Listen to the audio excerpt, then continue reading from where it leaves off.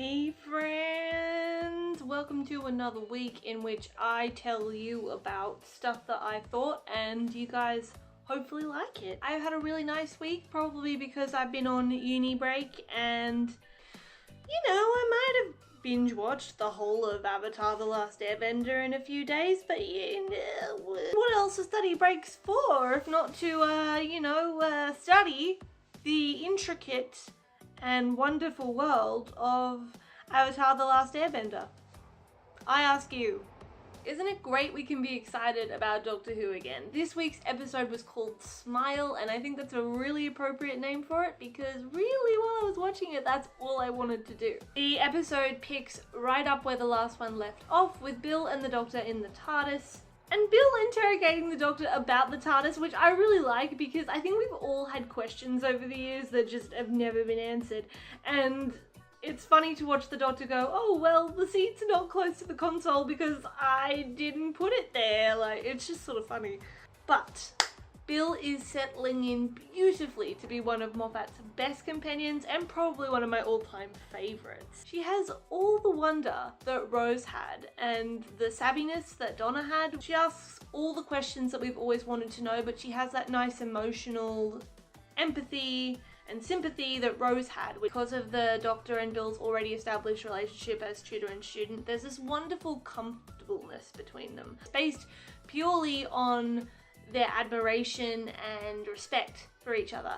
It makes for such a comfortable, nice companion-doctor dynamic that isn't as stressful as that will they, won't they sort of thing with Rose and Clara and even Amy to some extent. It's a very uncomplicated, comfortable friendship. I love Bill's remarks like, oh, you're the best tutor ever, and oh, this is a great day out. Like, you feel like she's really enjoying herself and the Doctor is really enjoying himself and enjoying the fact that she's enjoying herself, and that's all it is. It's a good time. They're having fun, which is something that I didn't realise the show had been missing for so long until now. The show has that optimism back that it kind of lost for a little while. You know, Bill picks the future because she wants to see if it's happy. You know, it's such a nice sentiment, like a hopeful sentiment. And Bill gets excited because there are robots, you know, and she judges the robots like, that's a real robot, that's not a real robot. And, you know, she's just happy to be in a real spaceship. But like I said, she has this lovely emotional side. We see Bill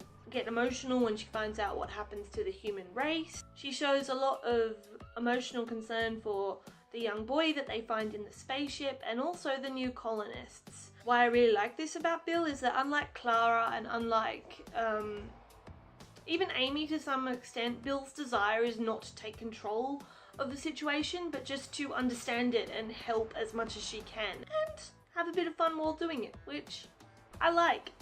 It's a very not complex companion finally. So the narrative of the story itself was something I really enjoyed. It was rooted a lot in sci-fi than the previous episode, which just seemed to be look, we're in space. This one was very much rooted in classic sci-fi, robot ethics and linguistics. It is something that he's come face to face before. In fact, this episode reminded me a lot of the Unearthly Child. I think it's the one with the mommy, because that story too was about robots and them thinking, this is what the human race needs, I will help them, them ending up kind of mutilating them and the Doctor having to reboot them. It's the idea that robots aren't inherently evil, they just don't know how to be human, and it's more about how complex human beings are and how we can't program machines to understand us right off the bat. I've read a handful of reviews, however, that said that the Doctor rebooting the robots, the Smile bots, was a little bit anticlimactic. Great idea that had this brilliant build-up, and then it was just sort of like, oh, we turned it off and on again. Maybe because my dad's a scientist, I understand that a lot of the times when you're dealing with technology, programming, the point of science is not necessarily to get the right answer straight away, but it's to make sure that you've exhausted every other possible answer before you choose the right one. The Doctor was initially just going to destroy everything, couldn't do that because then the new colonists would have nowhere to go, then the humans were going to fight the robots, but then, you know, they can't do that because again, they'll all die. And eventually he came to the conclusion of, well, I can reprogram the robots. I really liked as well the nod to sort of colonization, like the darker side of colonization, which is, you know, the idea that you seek to control an indigenous species, and I really liked how the smile bots became the indigenous species of the planet, and that the Doctor had to broker a deal between them and the new human. I mean, I'm an indigenous person myself, so I enjoyed that part a lot. The other thing I really liked is the sort of Black Mirror-esque quality of the episode. For anyone who doesn't know what Black Mirror is, it's a sci-fi anthology series that you can watch on Netflix, where every episode is a self-contained narrative, and it takes a sort of current idea or a current technology and extrapolates it. So it takes a very simple idea, let's say emojis, and exaggerates them onto a larger scale, so we can see, like, what are the consequences of this technology? What is the consequences of its use? How could this possibly be misused? Say, make them into robots that are the people that govern our emotions. This was very Black Mirror-esque without the sort of heaviness of Black Mirror. Set for this episode was stunning. Apparently it's the cultural complex of the Spanish city of Valencia, known as the City of Arts and Sciences. I'm adding that to my places to go. Sounds awesome. In terms of a larger narrative arc and where this episode sits, we found a little bit more information about the vault. And when I say a little bit more information, I mean we know that the Doctor is guarding the vault because he made a promise to someone after a horrific event of some kind. Nardole was mostly absent from this episode. He made a brief appearance at the start, but that's not too worrying to me because I feel like for Bill to establish herself as her own companion, Nardole had to be out of the picture. Because I feel like the Doctor and Nardole have this very close relationship, as I've discussed in my previous video. It would be a bit difficult for Bill to establish herself if Nardole was sort of there bickering with the Doctor in the background, as he was in the pilot. All in all, this episode was a much needed, long awaited return to the sort of optimistic, fun-filled, close call, slightly sentimental, slightly darkish themes that characterized Russell T Davies'